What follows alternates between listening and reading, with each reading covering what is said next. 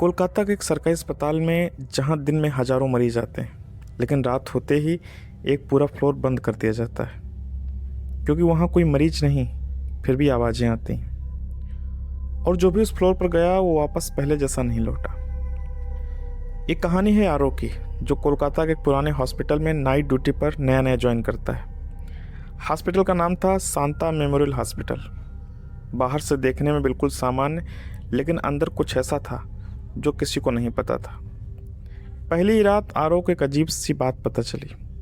Senior nurse Mrs Ghosh ने उनसे कहा, रात 12 बजे के बाद 3rd फ्लोर पर मत जाना, चाहे कुछ भी हो जाए। आरओ हंस पड़ा। भूत ऊत में विश्वास नहीं करता मैं। मिसेस घोष ने सिर्फ इतना कहा, यहाँ काम करने वाले सब करते थे जब तक खुद नहीं देखा। उस रात 12:17 पर पूरे हॉस्पिटल में सन्नाटा था। तभी ठक ठक ठक आवाज़ आई ऊपर से 3rd फ्लोर से। आरओ ने सोचा शायद कोई मरीज होगा या कोई वार्ड बॉय, लेकिन रिकॉर्ड चेक करने पर 3rd फ्लोर सालों से बंद था। फिर भी आवाज़ आ रही थी। उसका दिमाग कह रहा था मत जाओ, लेकिन जिज्ञासा उसे ऊपर खींच रही थी। धीरे धीरे वो सीढ़ियों के ऊपर से गया। जैसे ही 3rd फ्लोर के पास पहुंचा, एक ठंडी हवा उसके चेहरे से टकराई। दरवाज़ा बंद था, लेकिन अंदर से कोई रो रहा था। एक औरत की आवाज़ थी, मुझे बाहर जाने दो। आरओ का दिल तेज़ी से धड़कने लगा। उसने दरवाज़ा हल्का सा धक्का दिया और दरवाज़ा अपने आप चर करके खुल गया। अंदर पूरा फ्लोर अंधेरे में डूबा हुआ था, लेकिन एक कमरे में हल्की सी लाइट जल रही थी। और जब आरओ उस कमरे के पास पहुंचा तो उसने देखा वो उसकी ज़िंदगी की सबसे बड़ी गलती थी। आरओ धीरे धीरे उस कमरे की तरफ बढ़ा। हर कदम के साथ फर्श पर चर चर की आवाज़ आ रही थी। जैसे वो दरवाजे के पास पहुंचा, रोने की आवाज़ अचानक बंद हो गई। पूरी खामोशी छा गई। आरओ ने कांपते हाथों से दरवाज़ा खोला। कमरे के अंदर एक पुराना हॉस्पिटल बेड था जिस पर कोई बैठा हुआ था, लेकिन उसका चेहरा दिखाई नहीं दे रहा था। उसके लंबे बाल पूरे चेहरे को ढक रहे थे। और सबसे डरावनी बात, वो धीरे धीरे हिल रहा था, जैसे कोई सांस ले रहा हो। आरओ ने धीरे से कहा, हेलो, आप ठीक हैं? कोई जवाब नहीं आया। फिर अचानक उसने अपना सिर उठाया, लेकिन चेहरे पर कुछ भी नहीं था, ना आँखें ना नाक, बस एक काली खाली त्वचा। आरओ पीछे हटने लगा, तभी वो चीज़ बेड से नीचे उतर गई, लेकिन उसके पैर ज़मीन को भी नहीं छू रहे थे। वो हवा में तैर रही थी और धीरे धीरे आरओ की तरफ बढ़ रही थी। आरओ भागने के लिए मुड़ा, लेकिन दरवाज़ा अपने आप बंद हो गया। अब वो फंस चुका था। पीछे वो चीज़, आगे बंद दरवाज़ा। और तभी उसके कान के पास एक आवाज़ आई, तुम वापस क्यों आए? आरओ ने डरते डरते पीछे देखा, लेकिन अब वहाँ कोई नहीं था। कमरा खाली था, बेड भी गायब, लाल लाइट भी बंद, जैसे कुछ हुआ ही नहीं। आरओ ने जल्दी से दरवाज़ा खोला और बाहर भागा। सीढ़ियों से नीचे उतरते ही उसे मिसेस घोष मिल गई। उन्होंने घबराकर पूछा, तुम ऊपर गए थे ना? आरओ ने हाँ में सिर मिलाया। मिसेस घोष का चेहरा सफ़ेद पड़ गया। उन्होंने धीरे से कहा, आज से 12 साल पहले उसी कमरे में एक मरीज की मौत हुई थी, लेकिन वो मौत नॉर्मल नहीं थी। वो खुद नहीं मरी थी, उसे बंद किया गया था। लेकिन सबसे डरावनी बात, वो चीज़ अचानक गायब हो गई। और अब मिसेस घोष ने जो सच बताया वो इस हॉस्पिटल की सबसे बड़ी सच्चाई थी। मिसेस घोष ने गहरी सांस ली और कहा, उसका नाम था मीरा। 12 साल पहले मीरा को इसी हॉस्पिटल में लाया गया था। वो बार बार कहती थी, मुझे कोई देख रहा है, कोई मुझे मार देगा। डॉक्टर्स ने सोचा वो सिर्फ डर की वजह से ऐसा बोल रही है। लेकिन कुछ दिनों बाद हॉस्पिटल में अजीब घटनाएं होने लगी। रात में मशीनें अपने आप चालू हो जाती। सीसीटीवी में एक शैडो दिखी। और सबसे अजीब, मीरा के कमरे के बाहर हर रात खून के निशान मिलते। डॉक्टर्स डर गए। उन्होंने फैसला किया, मीरा को 3rd फ्लोर के एक आइसोलेटेड कमरे में शिफ्ट कर दिया जाए, वही कमरा जहां तुम गए थे। आरओ के हाथ कांपने लगे। मिसेस घोष ने आगे कहा, उस रात जब मीरा को उस कमरे में रखा गया तो लगातार चिल्ला रही थी, मुझे यहाँ मत छोड़ो, वो आ जाएगा। लेकिन किसी ने उसकी बात नहीं सुनी। और फिर रात 2:13 पर उस कमरे में इतनी ज़ोर से चीख आई कि पूरा हॉस्पिटल जाग गया। जब स्टाफ ने दरवाज़ा खोला, अंदर का नज़ारा किसी ने कभी भुलाया नहीं। कमरे की दीवारों पर खून से लिखा था, वो यहाँ है, और मीरा बेड पर नहीं थी। वो छत पर थी, उल्टी लटकी हुई।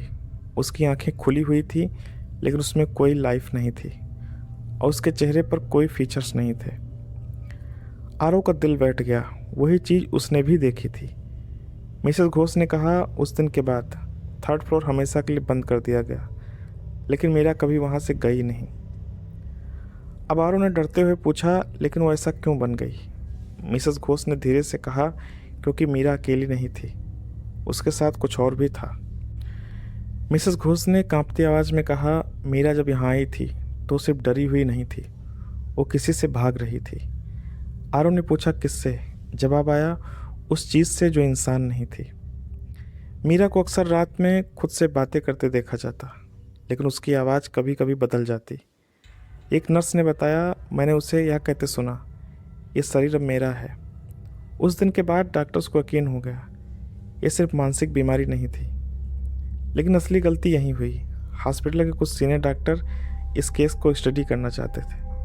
उन्होंने मीरा को इलाज देने के बजाय एक एक्सपेरिमेंट बना दिया। आरव हैरान रह गया, मतलब उन्होंने उसे बचाने की कोशिश नहीं की? मिसेस घोष ने कहा, नहीं, उन्होंने उसे यूज किया। एक रात डॉक्टर्स ने उस कमरे में कुछ ऐसा किया जो कभी नहीं करना चाहिए था। उन्होंने उस एंटिटी से कांटेक्ट करने की कोशिश की। कमरे में अजीब सिंबल बनाए गए, मशीन सेट की गई, और फिर रात 2:13 पर, वही टाइम जब मीरा मरी थी, अचानक कमरे की सारी लाइट्स बंद हो गईं, मशीन्स अपने आप चालू हो गईं और मीरा बेड से ऊपर उठ गई। उसकी आवाज़ अब उसकी नहीं थी। उसने कहा, तुमने दरवाज़ा खोल दिया, और फिर कमरे के सारे दरवाजे अपने आप बंद हो गए। अगली सुबह कमरा पूरी तरह शांत था, लेकिन अंदर 3 डॉक्टर्स मरे हुए मिले और मीरा गायब थी। उस दिन के बाद पूरा फ्लोर सील कर दिया गया। आरव समझ चुका था वो सिर्फ एक भूत नहीं था, वो कुछ और था। और सबसे डरावनी बात, उसने आरव को देख लिया था। अचानक आरव के फ़ोन पर एक मैसेज आया, 3rd floor come back. Aarav ने कांपते हाथों से फ़ोन देखा। स्क्रीन पर सिर्फ एक मैसेज था, कम बैक रूम 307। न कोई नंबर, न सेंडर नेम, बस मैसेज, और भेजने का टाइम 2:13। मिसेस घोष ने तुरंत कहा, फ़ोन फेंको और यहाँ से चले जाओ। लेकिन आरव के दिमाग में एक ही सवाल था, अगर ये सब खत्म करना है तो सच जानना पड़ेगा। और वो वापस ऊपर जाने का फैसला करता है। इस बार सीढ़ियाँ पहले से ज़्यादा ठंडी थीं, हवा भारी लग रही थी, जैसे पूरा फ्लोर उसका इंतज़ार कर रहा हो। 3rd फ्लोर पहुँचते ही इस बार दरवाज़ा पहले से खुला था। आरव धीरे धीरे रूम नंबर 307 में दाखिल हुआ। कमरा खाली था, लेकिन बीच में एक पुरानी फाइल रखी थी। फाइल पर लिखा था, पेशेंट नेम मीरा सेन। आरव ने फाइल खोली और जो उसने पढ़ा, उससे उसके पैरों तले ज़मीन खिसक गई। फाइल में लिखा था, मीरा कभी पेशेंट थी ही नहीं, वो इस हॉस्पिटल की एक डॉक्टर थी। 12 साल पहले मीरा ने डॉक्टर के इलीगल एक्सपेरिमेंट एक्सपोज करने की कोशिश की थी, लेकिन उसी 3rd फ्लोर पर उसे बंद कर दिया गया। ऑफिशियल रिकॉर्ड्स में उसे पेशेंट दिखा दिया गया और फिर वो कभी बाहर नहीं निकली। अचानक कमरे का दरवाज़ा बंद हो गया, लाइट्स ब्लिंक होने लगीं और आरव के पीछे वही फिगर खड़ी थी, लंबे बाल, फीचरलेस चेहरा। लेकिन इस बार उसने बोलना शुरू किया, सच बाहर ले आओ।